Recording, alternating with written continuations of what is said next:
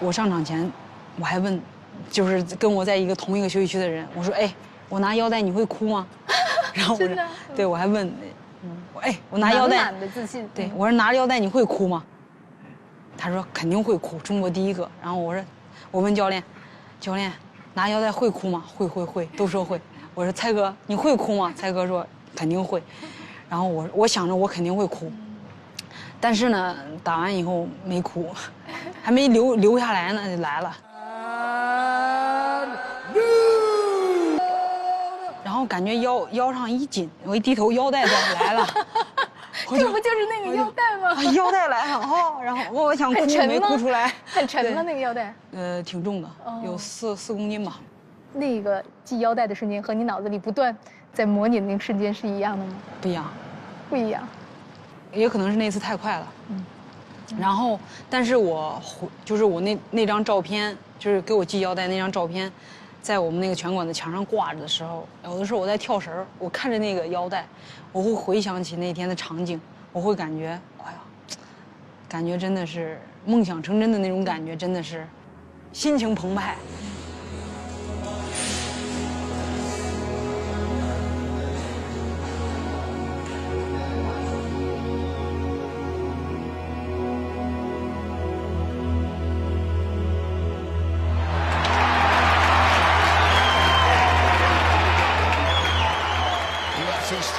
Championship, Joanna Jędrzejczyk, and what an opportunity, of course, for Zhang Weili to remain.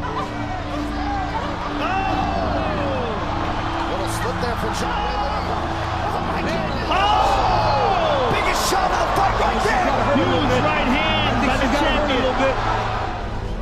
Look at me. Look at me.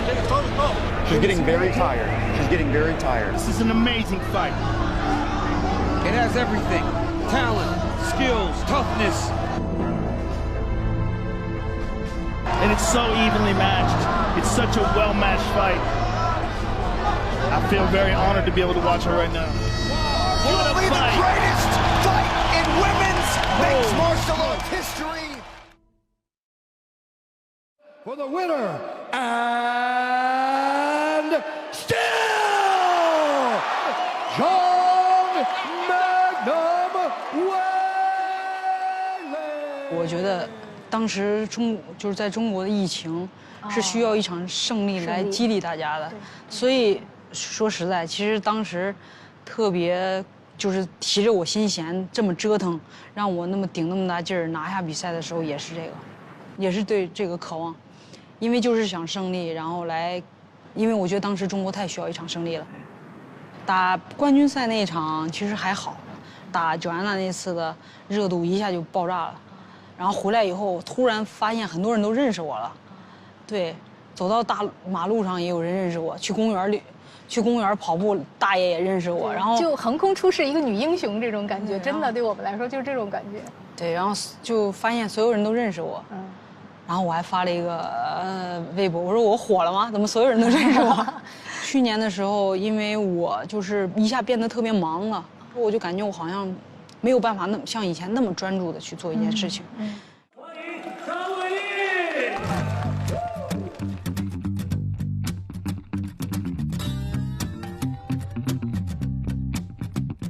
然后那个蔡哥就老说我的时候，我就还是挺伤心的，因为我当时真的已经感觉我拿出我所有的力量来去做了。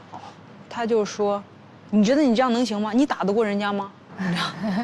啊，你觉得你这样，你就能拿冠军吗？”然后我觉得有什么问题吗？现在回想起来，真的是不行，真的是必须要专注。这次比赛出现了问题以后，出现意外以后，我们才回头来看，我们太快了，我们都没有停下来反思一下，来回顾一下，来想一想，时间都没有，一直都是在不停的往前冲，一直在不停的往前冲。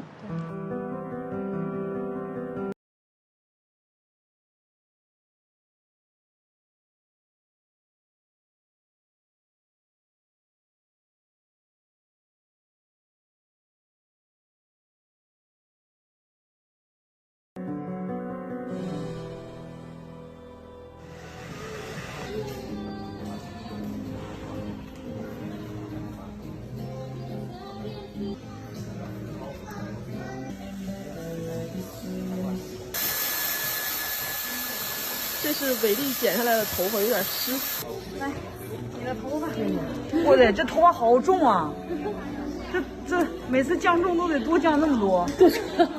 啊，觉得怎么样，蔡哥？挺惊喜的，挺惊喜的。还行吧，是不是特别精神吧？长得有点像我以前。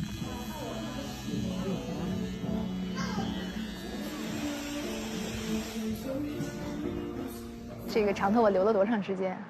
差不多快10年吧。啊，你小时候等于因为一直是短发，我小的时候一直短发，啊，了不得那男孩，然后我就心里觉得我要留长发，让你们再说我是男的。现在你觉得什么吹头发呀、担心掉，这都是杂念？对，都是杂，没有，现在没了。你当时刚就是比赛完了以后，你第一眼见到蔡哥，蔡哥什么样？他很平静，他很平静。这个时候他很平静。对，他很平静，他没有表现出任何的情绪。对，倒是他一直在安慰我。对，我也在那儿对，然后吃着饭我就又腰带丢了，然后他就说没事儿，只是一场比赛。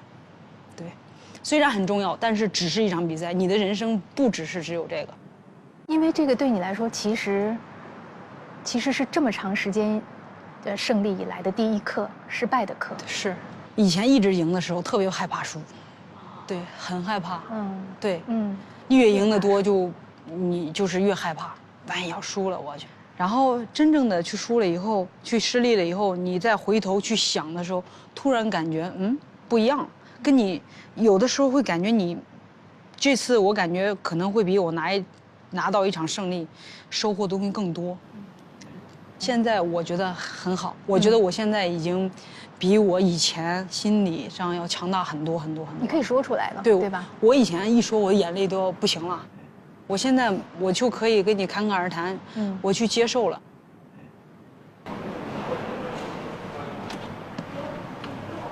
哎呦，可以见面啊！哦，可以，再压一下就行了。这个豆得压多长时间？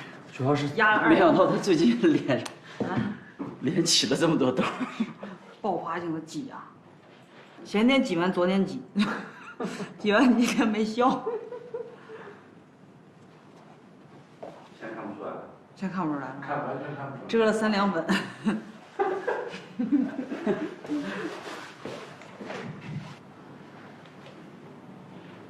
被那么多人喜欢，你会不会有偶像包袱？偶像包袱没有。偶像包袱是什么样的？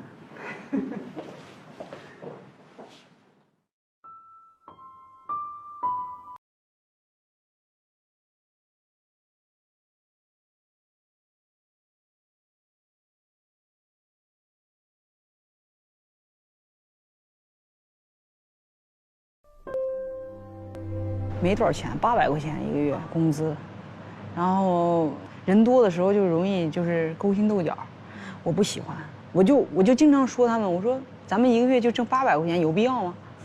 每天就自己做好自己的事儿就可以了，就没有必要。今天我穿的衣服不好看了，那一堆人嘎啦嘎啦的说你；今天剪的头发不好了，然后议论你，我不喜欢，对。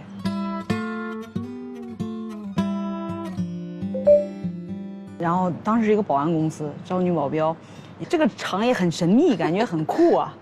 留下以后，当时呢，保镖呢就一直接不到业务，然后尤其是女孩，一般都是就是那些明星，开演唱会啊或者出席一个活动啊，都找那些男的大高的1.85米以上的那种，就是场面，对，场面上拦一拦啊，然后那种站在那儿啊这种保镖。然后我们女孩嘛个儿小啊，就派不上用场，最后让我们去地铁安检了，拿那个给人安检。真的，真的。所以北京好多地铁你熟啊？安检那套流程我还是知道的。然后做了，然后我就说，哎呀，这不行啊，这个离我想象的是天差地别。